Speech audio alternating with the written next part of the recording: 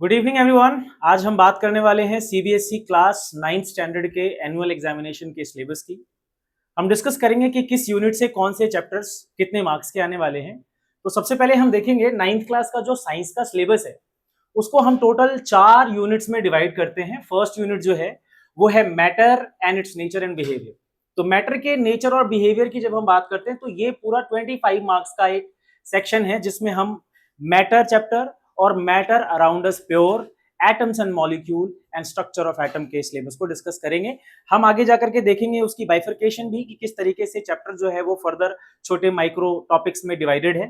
Second unit आती है organisation in the living world. बच्चों ये जो टॉपिक है ये बायोलॉजी का है और बायोलॉजी का जो सेक्शन है वो 22 मार्क्स का आता है।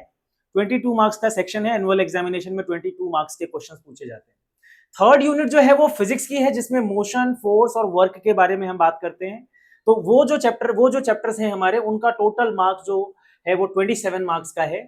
और फाइनल फोर्थ यूनिट है जिसमें हम फूड प्रोडक्शन, जिसमें इंप्रूवमेंट इन फूड रिसोर्सेज नाम का चैप्टर आपने सुना होगा, उसकी बात करते हैं। और ये बहुत छोटा सेक्शन है तो इसमें हमारे जो टोटल मार्क्स होते हैं वो 6 मार्क्स के होते हैं। इंटरनल असेसमेंट आपका जो स्कूल में होगा ये आपको पता होगा, जिसमें आपके प्रैक्टिकल के मार्क्स, आपकी कॉपी, आपकी अटेंडेंस, आपका क्लास बिहेवियर, इन सबको इंक्लूड करके टोटल 20 मार्क्स का होता है।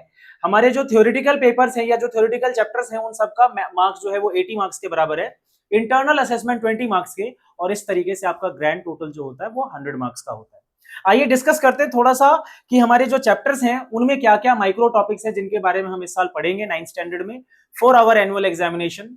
देखते हैं सबसे पहले मैटर, नेचर एंड बिहेवियर की अगर हम बात करते हैं तो इसमें हम मैटर की बात करेंगे, मैटर की स्टेट्स की बात करेंगे, different type of conversion of forms of matter की बात करेंगे, और हम बात करेंगे कि किस तरीके से मैटर अपनी एक स्टेट को दूसरी स्टेट में चेंज करता है। एंड फिर हम ये भी जानने की कोशिश करेंगे कि इवेपोरेशन क्या है, कौन से ऐसे फैक्टर्स हैं जो इवेपोरेशन को इफेक्ट करते हैं। आप चाहें तो ये सारी चीजें यहाँ पे पढ़ सकते हैं। देखिए मैंने जो बताया, इवेपोरेशन है, फैक्टर्स ऑफ इवेपोरेशन है, डिफरेंट टाइप्स ऑफ जो चेंजेस होते हैं जिससे मैटर अपनी फॉर्म को चेंज कर सकता है, हम उसके बारे में बात करेंगे।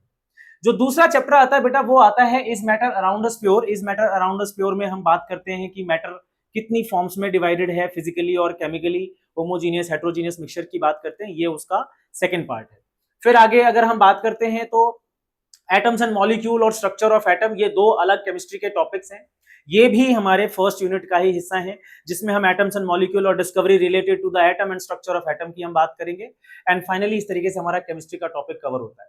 उसके बाद हम बायोलॉजी में आते हैं जिसको हम the living world of unit के नाम से भी जानते हैं। जो दूसरी थीम और दूसरी यूनिट है 9th स्टैंडर्ड की, उसमें हम fundamental unit of life, tissue, इन दोनों चैप्टर्स के बारे में डिटेलिंग करते हैं। 9th स्टैंडर्ड में मेनली मोस्ट इंपॉर्टेंटली यही दो चैप्टर्स हैं जिसमें हम फंडामेंटल यूनिट सेल को पढ़ते हैं और दूसरा जो चैप्टर है वो है हमारा टिश्यू। तो टिश्यू के बारे में हम जानते हैं tissue, organs, organ system, organism, plant tissue किस तरीके से फंक्शन कर रहे हैं, एनिमल टिश्यूज किस तरीके से फंक्शंस करते हैं, एनिमल टिश्यूज कितने टाइप्स के हैं, इन सारी चीजों को हम डिस्कस करते हैं। इसके बाद हमारा अगला जो यूनिट है वो यूनिट है फिजिक्स की। और फिजिक्स में अगर हम बात करते हैं तो सबसे पहला चैप्टर हमारा आता है मोशन, दूसरा चैप्टर है force and laws of motion. Actually ये फोर्स यूनिट ही खाली दी है उन्होंने। और तीसरा जो चैप्टर है वो है वर्क एंड एनर्जी। दोस्तों इसके अलावा हमारे जो 9th में है एक और चैप्टर है साउंड। तो साउंड के बारे में भी थोड़ी बहुत चीजें हमें पढ़नी होती हैं। उसमें बहुत सारा सिलेबस हुआ करता था, जैसे ह्यूमन ईयर वगैरह होता था। नाउ रिसेंटली वो सिलेबस जो है वो डिलीट हो गया है, थोड़ा रिड्यूस हो गया है। बट हम motion, force and laws of motion, gravitation, work and energy and sound, ये टोटल 5 चैप्टर हैं जिनको हम पढ़ते हैं फिजिक्स में। आखिरी यूनिट जो है वो है फूड प्रोडक्शन एंड मैनेजमेंट की। तो फूड प्रोडक्शन में आपने देखा होगा improvement in the food resources के बारे में हम पढ़ते हैं। राबी क्रॉप, खरीफ क्रॉप, क्रॉपिंग पैटर्न्स कैसे होते हैं, इन सभी टॉपिक्स के बारे में, फिशरीज कैसे डेवलप करते हैं, इन सबको हम डिस्कस करते हैं। ये हमारा आखिरी 9th स्टैंडर्ड का यूनिट है जिसके बारे में हम बात करते हैं।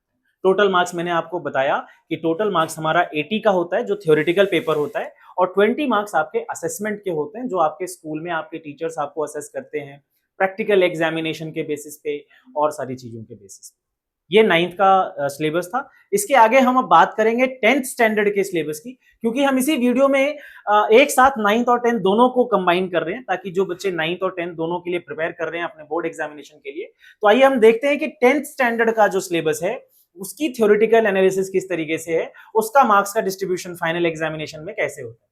तो 10th स्टैंडर्ड में जैसा कि हमने भी देखा था 9th स्टैंडर्ड में डिफरेंट यूनिट थी, इसी तरीके से 10th स्टैंडर्ड में टोटल 5 यूनिट हैं। 5 यूनिट में जो सबसे पहली यूनिट है वो है chemical substances, nature and behaviour. ये केमिस्ट्री का पार्ट है हमारा, और इसका जो टोटल मार्क्स है वो 25 मार्क्स का है। 25 मार्क्स में आपका chapter chemical reaction, acid base and salt, metal non metal, carbon and compound, ये सारे चैप्टर्स आपसे पूछे जाते हैं, इनके क्वेश्चंस पूछे जाते हैं। सेकेंड यूनिट हमारी बायोलॉजी की है, वर्ल्ड ऑफ लिविंग जिसको बोलते हैं, जिसमें life processes, control and coordination, reproduction, evolution, ऐसे चैप्टर्स आते हैं, और ये भी हमारा 25 मार्क्स का है। यानी कि केमिस्ट्री और बायोलॉजी दो तरीके की जो यूनिट्स हैं, ये जो 2 यूनिट्स हैं, इनको ही अगर मिला लिया जाए तो आपका थ्योरेटिकल पेपर जो है वो 80 मार्क्स में से 50 मार्क्स का तो सिर्फ केमिस्ट्री और बायोलॉजी से आता है।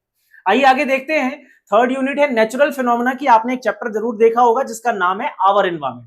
तो नेचुरल फिनोमेना वाला जो चैप्टर है, इसमें आवर एनवायरमेंट से 12 मार्क्स के क्वेश्चंस पुट अप होते हैं। फोर्थ यूनिट है फिजिक्स से, जिसमें हम इफेक्ट्स ऑफ करंट के बारे में बात करते हैं, यानी कि इलेक्ट्रिक करंट यानी इलेक्ट्रिसिटी, और दूसरा चैप्टर है magnetic effect of electric current, उस चैप्टर के बारे में डिस्कस करते हैं। ये फोर्थ यूनिट है और ये टोटल 13 मार्क्स की है। लास्ट है नेचुरल रिसोर्सेज। नेचुरल रिसोर्सेज जो है वो सबसे छोटी यूनिट है, जिसमें 5 मार्क्स के क्वेश्चंस आपसे पुटअप होते हैं। अगेन मैं आपको दोबारा रिमाइंड करा देना चाहता हूं कि जो सारी यूनिट्स हैं, सभी यूनिट्स का अगर आप थ्योरेटिकल टोटल असेसमेंट करेंगे तो वो 80 मार्क्स के बराबर आता है, और इंटरनल आपके असेसमेंट के जो मार्क्स हैं वो अगेन 20 मार्क्स के हैं, जो हम अभी प्रीवियसली इस वीडियो में डिस्कस कर चुके हैं। आइए बच्चों आगे देखते हैं कि किस किस तरीके से हमारा जो यूनिट्स हैं वो चैप्टर्स में और उनके माइक्रो टॉपिक्स में कैसे डिवाइडेड है। जो फर्स्ट यूनिट है chemical substances, nature and behaviour, इसमें हम केमिकल इक्वेशन के बारे में जानते हैं। बैलेंसिंग से बहुत से क्वेश्चंस आते हैं, बैलेंसिंग के बारे में जानते हैं। टाइप्स ऑफ रिएक्शंस के बारे में जानते हैं। केमिकल इक्वेशंस के क्या टाइप्स हैं, जैसे combination, decomposition, displacement, double displacement, redox, उसमें ऑक्सीडाइजिंग एजेंट का आइडेंटिफिकेशन, रिड्यूसिंग एजेंट का आइडेंटिफिकेशन, ये सारी चीजें हमारे फर्स्ट यूनिट का हिस्सा है। इसी के बाद इसी यूनिट में दूसरा जो चैप्टर आता है वो आता है acid base and salt. Acid base and salt की अगर हम बात करें तो इसमें हम nature of acids, nature of bases, फिर उसके बाद neutralisation reaction, importance of pH in our day to day life, इन सभी टॉपिक्स को डिस्कस करते हैं और इनसे बहुत इंपॉर्टेंट क्वेश्चन आते हैं। अपार्ट फ्रॉम दैट इस चैप्टर में कुछ इंपॉर्टेंट केमिकल सब्सटेंसेस जैसे baking soda, washing soda, caustic soda, इन सब की प्रिपरेशन और इनके uses, bleaching powder, plaster of Paris, इन सब के यूजेस और इनकी एप्लीकेशंस पूछी जाती है। मैं आपको कहूंगा कि आप इन टॉपिक्स पे बहुत ध्यान दीजिएगा। ये टॉपिक्स ऐसे हैं जो बहुत इंपॉर्टेंट है और इनसे क्वेश्चन पूछने के बहुत बहुत ज्यादा चांसेस होते हैं। थर्ड चैप्टर अगर आप देखोगे केमिस्ट्री में तो वो है मेटल्स एंड नॉन मेटल।